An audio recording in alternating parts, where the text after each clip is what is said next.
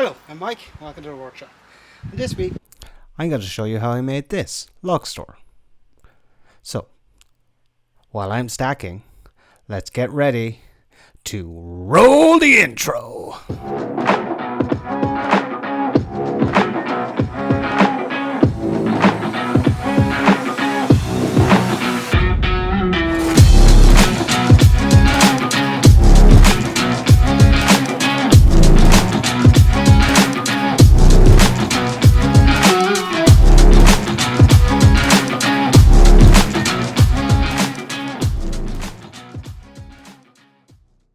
So step one was the cleaned area that I'm going to put the log store in, and this was, hard work, but at least the sun was out, and I found some unexpected treasure. No less than 2 separate hammerheads. Look out for the projects coming soon.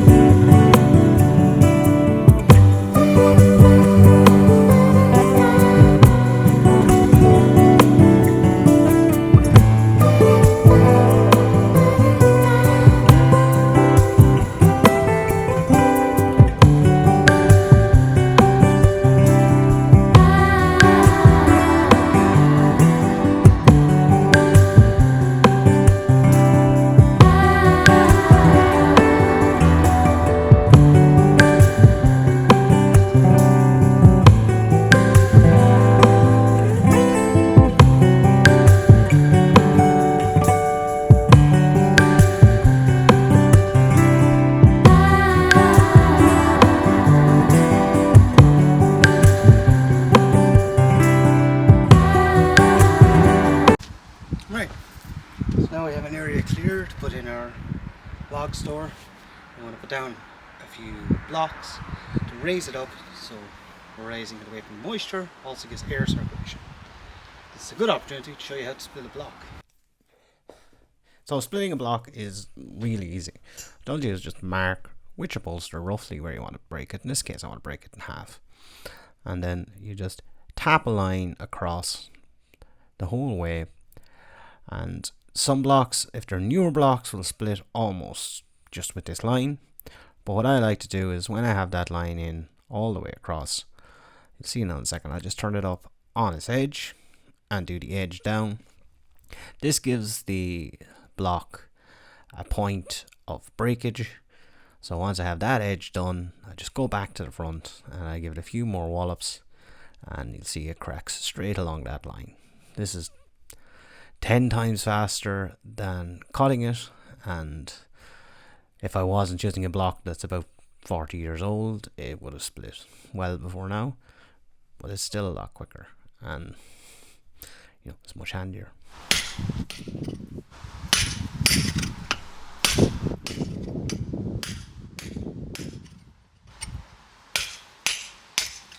Voila, 2 blocks.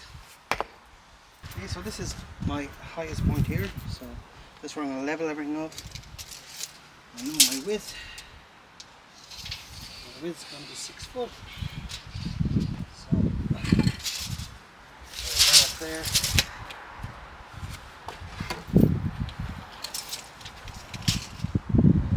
30 inches.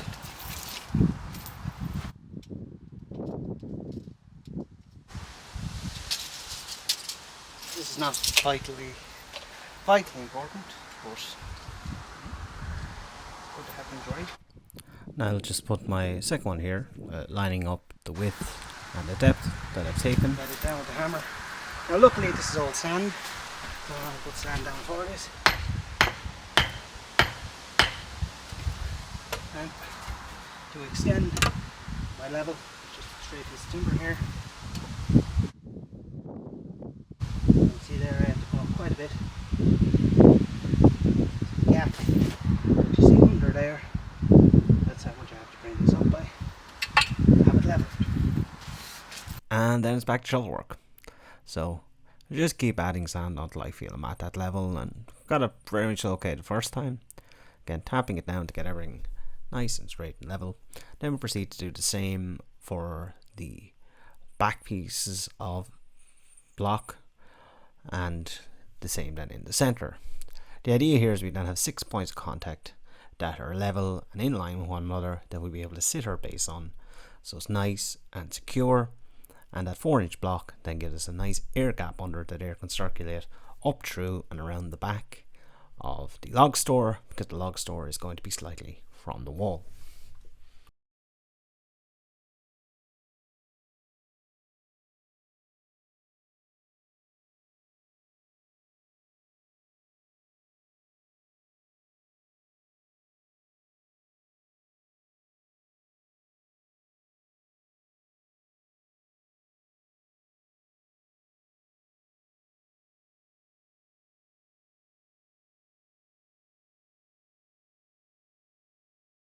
So to make our base, I'm going to just use these 2 old pallets.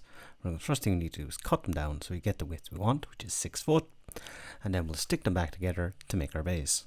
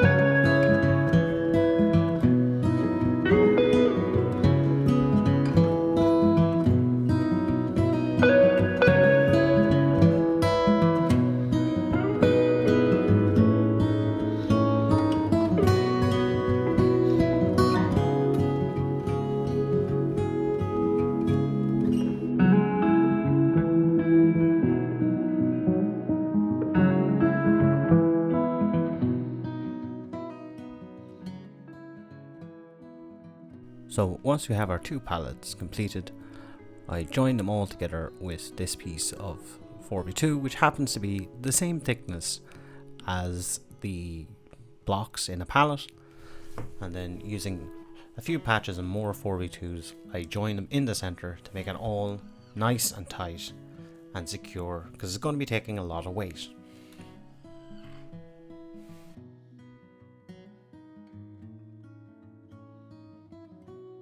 And the final thing to do here is to add strips in the gaps between the slats on the pallets. We want to make sure that we're able to use the full of this and the blocks will sit flat. With that done and those gaps filled, it's time to see if it fits.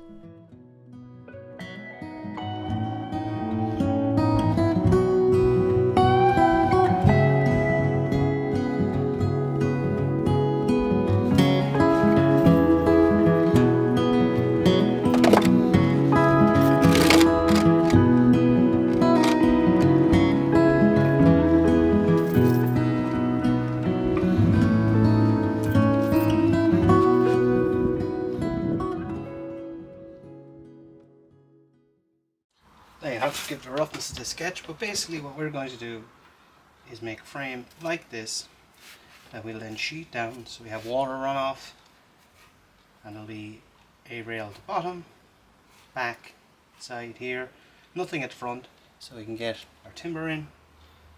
It's very simple here. I've done my maths, so I need to set my saw to 6 degrees to make these cuts, and then you can screw it all together.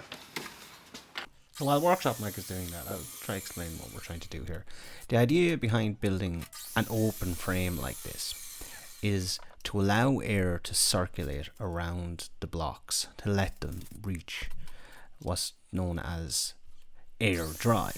Now air dry is a humidity of about 20%, and that's sufficient for it to burn. If you want to use timber inside, you would have to get that down to around 10%, and you'd have to do what's known as kiln drying there. But as we're just cutting these, 20% is more than enough. And the slant on the top is to allow me to put a sheet of galvanise on it.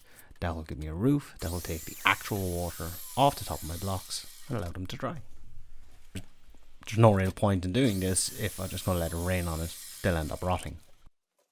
Now, assembling frames like this on your own is not one bit easy, so I would recommend pre-boring everything as I'm doing here. And my bench is slightly less deep than the frame we're making here, so I do have to do a little bit of clever work using my vise to extend out the depth of my bench to allow me to screw this together. And this is that famous time where you need 3 hands. Pre-boring here helps, and the frame is a little bit on the angle, so there is a bit of friction, but yeah, this was difficult, but you find ways of working around these things when you work on your own a lot. So when I have the basics of this done, I just add one additional slat in the middle for a bit of strength, and then do it again.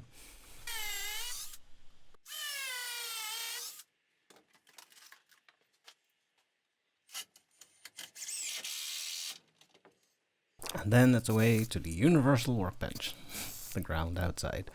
So I'm starting off here by screwing in my bottom rail to each side. This then allows me to flip it up and have a flat base to put in my 2 rails for my roof. Now I'm offsetting these in so I don't have screws crossing. It'll be more than enough to support this. And then with that done, we can flip it back over and start looking at the next step, which are these coming up now in a second. Roof supports. So I want to make sure that this roof is going to be sufficient to deal with what I need to do with. It's Ireland, it's going to rain a lot, so I'm just putting in these 2 supports to help stop the iron sagging. And then the final thing I do here is this. What I'm doing here is I'm just creating a pocket for a 45-degree piece to sit into. This is to add a bit of strength to the frame that we're making and keep everything nice and square at the top. Once this is fully loaded with timber, it won't move. It'll hold against itself, but this is just a nice little added security that I decided to add. So I'll screw that in to the side and then into the support pattern for the roof, and then put another screw in from the other side, keeping it nice and locked together. And then I suppose all we can do is bring it out.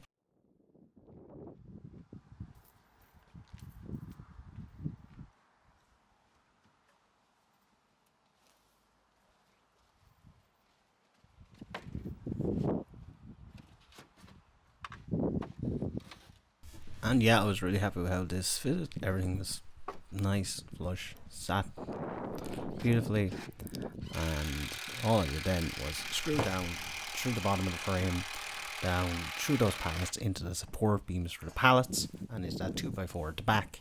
That gives our frame a really nice grip on everything. And then it's time to put a roof on this baby. Now, the eagle-eyed among you may have noticed that when I was doing the cleanup, there was a sheet of iron against the wall, and I based the width and depth of what I made here off what I could get out of this sheet of iron. This is a sheet of old standard galvanise. You don't really see it much anymore, and I'm just marking one off the other and using a cut off disc here to get them all the same length. And yeah, it worked out absolutely perfectly. The height, width and depth exactly covered all the timber I had. Your mileage may very much so vary. Now, I am by no manner of means an expert in this, but I've put on galvanized before, So what I find works is setting your first one perfectly, then you can lay out the rest of your sheets of galvanize and make sure you're running straight. In this case I can lay them all out and adjust, but if you're doing a full roof you'd have to do it as you're going along. Now one thing to look out for, if like me you're using old iron, is you want to make sure you have it facing the right way up. So the holes that you see in the galvanize should be in the hills and not the valleys. This is because the water runs down the valley, not in the hill. So if you turn it the wrong way up and you have your holes in the valleys, you're going to have leak problems. And as happens 99 times out of 100, when you start doing a roof, I had to start fighting the rain. So I just pre-board these. Normally these will tap themselves, but this is old iron, it's very tough, it just helps. And when I have it done and I'm happy, I go over, and any old holes that I didn't reuse, I fill them with some silicone just to stop drips coming in. And yeah, I got it done just in time, as you can see.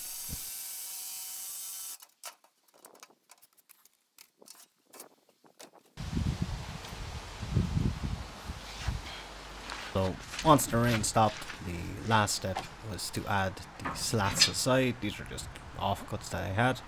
This allowed me to fill the log store the whole way out, and they're not taking much weight. It's only the weight of the outside one, so they don't need to be much.